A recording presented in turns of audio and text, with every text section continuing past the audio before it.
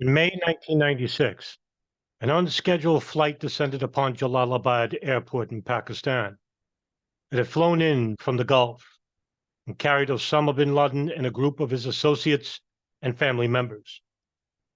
Jalalabad at the time was a relatively peaceful oasis in a country torn by civil war. The city was controlled by a coalition of ex-Mujahideen commanders known as the Nangarhar Shura, who had already declared neutrality in the war. Jalalabad was home to several foreign agencies and consultants. It was bustling with trade activity. Jalalabad was also the site of repeated attempts at peace negotiations between the Afghan factions warring over Kabul. When Osama bin Laden arrived in Jalalabad in May 1996, the peace efforts had taken a leap forward. Burn Hamid Rabbani and Gulbuddin Hekmatyar, the two main adversaries in the war, had decided to put their personal differences aside and join forces against a new threat from the south, an army of religious students led by an obscure mullah named Muhammad Omar. Bin Laden had little knowledge of this new group called the Taliban, as they were dubbed by the media, but neither were they of immediate concern to him. More importantly, he needed to establish good relations with the various factions that controlled Nangarhar. It is unclear precisely who had arrived and invited bin Laden to Afghanistan. Most accounts agree that old allies of bin Laden from the 1980s had invited him. Political leaders and commanders who belonged to the four so-called fundamentalist Mujahideen parties who had fought in the Afghan-Soviet War.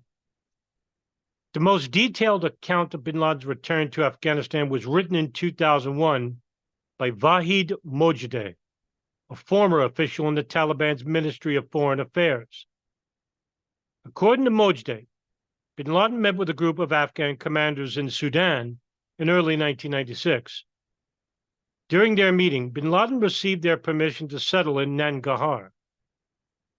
The commanders were Engineer Mahmoud of the Hizb-e-Islami Khalis Party, Fazl al-Haq of the Hizb-e-Islami Hekmatyar, Sazamur from the Al-Ittihad al-Islami, led by Rasul Abdul Sayyaf. According to Mojdeh, bin Laden flew to Jalalabad via the United Arab Emirates in an airplane belonging to the Afghan-owned Ariana Airlines. Bin Laden's fourth eldest son, Omar, who was on board the plane, recalled in his memoirs that the plane was a Learjet chartered by the Sudanese government and had flown directly to Jalalabad from Sudan, with the refueling stop in Shiraz, Iran. Whatever the truth, the accounts agree on one crucial point. It was not the Taliban who had invited bin Laden to Afghanistan.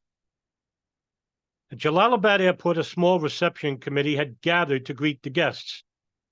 There were probably no big names present at the airport to greet bin Laden, although they may have given their consent to housing bin Laden prior to his arrival. Bin Laden's son Omar recalled that it took several weeks from bin Laden's arrival in Nangarhar until he was able to meet the political leaders in the province. The Pakistani cleric Mullah Abdul Qayyum Haqqani supports this account. He said that he met bin Laden in Jalalabad in 1996 and helped him to arrange a meeting with the distinct governor of Jalalabad. Up until then, bin Laden himself had been unable to arrange such a meeting. According to bin Laden's former bodyguard Abu Jandal, bin Laden was greeted in Jalalabad by Engineer Mahmoud. An article in El Hayat from October of 1996 substantiates this claim. It says that it was Engineer Mahmoud who first hosted bin Laden when he arrived in Afghanistan. As we recall from Chapter 2, Engineer Mahmoud was the Afghan commander in charge of Tora Bora when men from bin Laden's network fought there between 1991 and 1992. According to Mojdeh, Engineer Mahmoud was also one of the three men who had met bin Laden in Sudan in early 1996 and invited him to Afghanistan. Omar bin Laden's account is slightly different. He recalled that they were met at the airport by a local commander named Mullah Nourullah, described as a powerful man in Jalalabad. Mullah Nourullah is probably identical to Haji Sazanur, a commander from Abdul Rasul Sayyaf's party.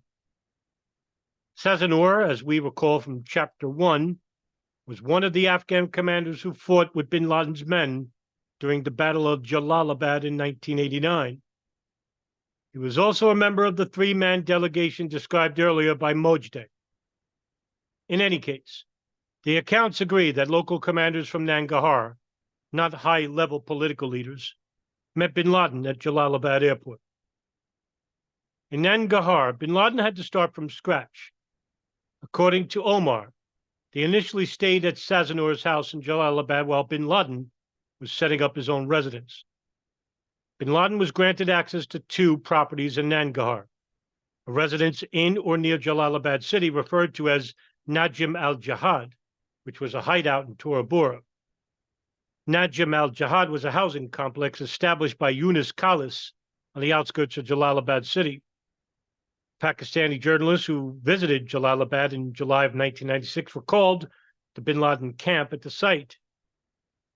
At the time, it was only a tent camp and a large field of grass surrounded by a few strands of barbed wire and some Egyptian guards. The camp was meant for wives and children of the Arabs who had returned with bin Laden to Afghanistan. It's very dangerous here. The country is dangerous, said one Egyptian guard to the journalist. I prefer the mountains. I feel safer there. Bin Laden also preferred the mountains. A few months after arriving in Jalalabad, he moved to a primitive mud and stone facility in Tora Bora, located a twisting 7-hour drive from the plains of Jalalabad. The choice was no coincidence. Tora Bora had been the main site for al-Qaeda's guerrilla operations in Afghanistan from late 1991 to April 1992. Back then, al-Qaeda's men had worked directly with Engineer Mahmoud. Now, Engineer Mahmoud had seemingly returned the favor by allowing bin Laden to use the mountain as a hideout. The London-based Arab journalist Abdul Bari Atwan visited bin Laden in Tora Bora in November of 96. He loved that nature there. He loved the mountain. They were trying to have their own community, grow their own food, Atwan recalled. Though bin Laden may have romanticized his stay at Tora Bora to visiting journalists, his move there was probably prompted by real security concerns. There are indications that powerful leaders in Jalalabad were against bin Laden's presence in the province. In late July or early August of 1996, the Nangarhar Shura Council was led by Governor Haji Abdul Qadir and denied bin Laden's request for safe haven in the province. According to a cable from the U.S. State Department, the Nangarhar Shura had decided that bin Laden would not be allowed to work or live in their territory. The information is partly substantiated by other sources. According to a former Taliban official, Haji Abdul Qadir was opposed to bin Laden's presence in Nangarhar and wanted to expel him from the province prior to the Taliban's takeover. After the Shura Council's decision, it was rumored that bin Laden had disappeared to Kabul, or that he was hiding in Sarobi, Gulbuddin Hekmatar's stronghold. In reality, he probably went to Tora Bora, stayed there under the protection of his old ally, Engineer Mahmoud. Taliban occupied the city of Jalalabad on September 11, 1996.